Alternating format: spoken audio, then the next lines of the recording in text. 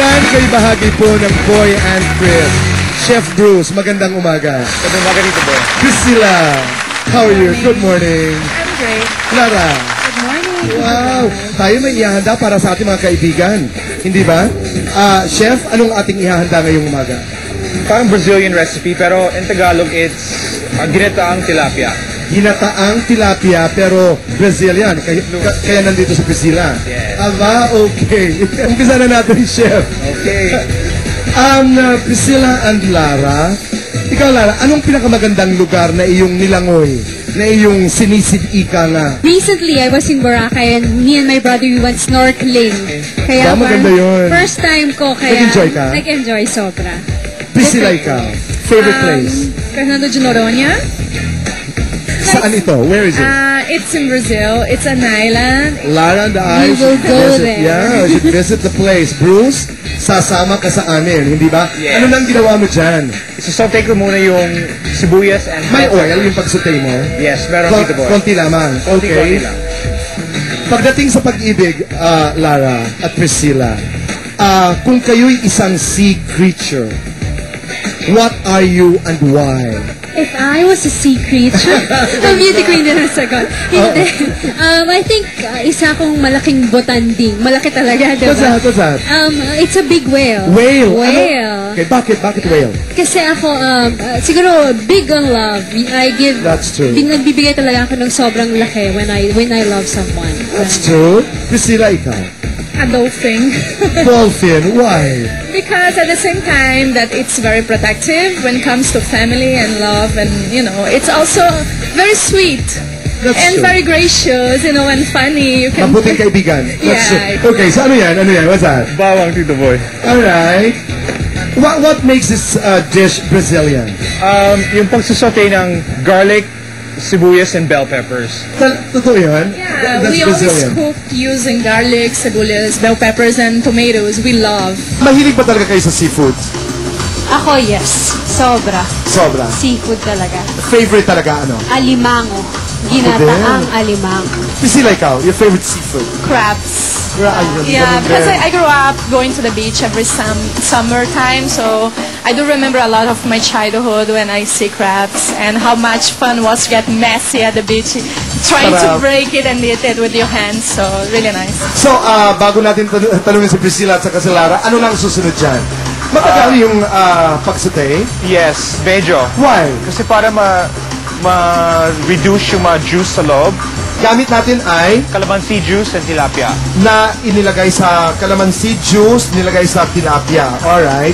Priscilla, you cook, right? Yeah, I do. And one thing that's very interesting when we cook fish back home is that we always wash the fish with lemon. Always. Yeah. Why? I think it's because of it removes a little bit of the sticky odor of the. That's right, the langsa. Yeah. Okay, And alright. also, it tastes a little bit better. I don't know, it just reminds agree. me so much Brazil. Hinahalo na yan, Bruce, and then, Marinade siya, Tito Boy. gaano yan? Is this half a kilo or 1 kilo? Half a kilo, Tito Boy. Half yan. Alright. And then what's next? Ilalagay natin dito sa loob ng kaldero, Okay. kasama yung gata. Kasama yung gata. Ito. Sa Brazil din, anong ginagamit yung gata rin? Priscilla? Yeah, we do enjoy, especially like seafood. With seafood, whereas is fish or prawns, we always cook with milk, with coconut milk. With coconut milk. Yeah. So, mahilig ka sa ginataan na pagkain, Lara? Sobra. Kasi may Bicolano papa ko Ayun. So he would cook ginataan para sobrang anghang talaga. Maanghang. Sandamakmak na sili. You like, Brazilian food is hot? Yeah, It is. not Not so. necessarily. Actually, when we cook it, it's not hot, but you have on the side if you want to add a little bit of spicy. Okay. Yeah, it's not like salty. Yeah, Priscilla, what is the biggest similarity between mga Pinoy at saka mga Brazilian? Being friendly. Like Brazilians are very famous for being very warm people, friendly. They welcome everyone pretty well. Like you feel so home when you're surrounded by them. Not necessarily you know them that well, but it's just like the way they make you feel. Natural. And Pinoys, and Pinoys are just like that. You really feel very comfortable and yeah, I'm happy just to be around them, surrounded by them, because they laugh about everything. That's They true. have a very good sense of humor. So. Naturally friendly. Lara, ikaw, ang tipo mong lalaki, gusto mo Pinoy, gusto mo foreigner? May preference tayo eh, di ba? Filipino talaga. Pinoy siguro. talaga.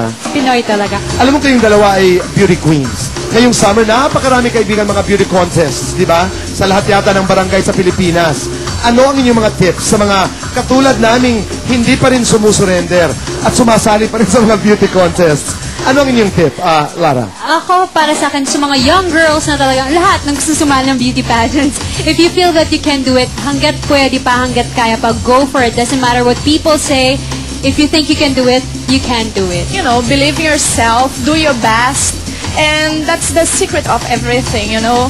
It doesn't mean that necessarily you're gonna win it or make it, but as long as you feel like you did your best and you're happy with your performance, that is what it's the most important thing. I agree. I really agree. You have projects. You have invite everybody, Lara. That's my doc every Sunday po yan, after Sharon. And of course, Wawawi every day. Panoorin niyo po kami. From Monday to Saturdays. At salamat kapamilya sa suporta dahil thank you, pinapanood thank ka you, ng thank you. lahat ng Maraming Pilipino salamat. sa buong mundo, hindi ba? Yes, thank you. You're very blessed. Priscilla? Yeah, every Sunday, ASAP, and also once in a while, Wawawi. And can I say thank you also? Go ahead, please. So I want to thank you, Joy, from Charms and Crusoe, for Hi, my Joy love Lynn. charm We love you. today, and also Root Project, and of course, Bench Body. Alright. So, ayan na.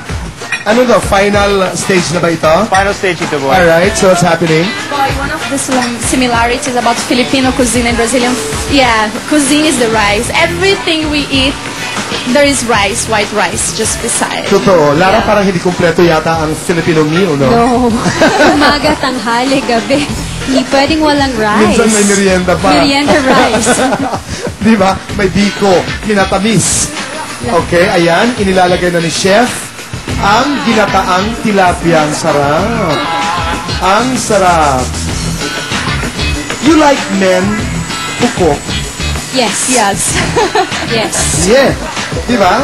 Chef, plus point na yan. We like you, Chef. You know, I like to eat, so it's a plus. Pero hindi if you ka, can- you don't easily gain weight. Or you manage your diet? No, not necessarily, but usually when I'm working, like more often, or when I need, because as a model, you need to have a certain shape. Right. That is not my natural shape because I'm Brazilian, so it's full of curves. Right. So sometimes I need for some projects to lose, like I really need to go in a diet, a restrict Para you diet. can lose Yeah, exactly. extra pounds. Madali ka tumaba? O No, I find it sarap mo naman? mahirap. I have to go to the doctor to ask, paano ba ako Talaga? tataba? So kahit kain ka ng kain, hindi ka tumataba? Galing mo naman. I think that's a It's gift, a okay? gift. Girls, Try it out. ladies, you will be our first guests para subukan ang inihandang pagkain ni Chef Bruce ngayong umaga na talaga namang sinisid pa sa karagatan ang mga ingredients. Yan po ay ang ginataang tilapia. Girls, maraming salamat. Thank you. It's always a pleasure, Priscilla, to have you here. Thank you so much. Thank you. Lara, Thank you, Tito Boy. nakakatuwa The lagi same, the kasama same ka. with me. Chef, maraming salamat. Thank you, Tito Boy. Flashing chef po. Kaibigan, magbabalik po ang Boy and Chris.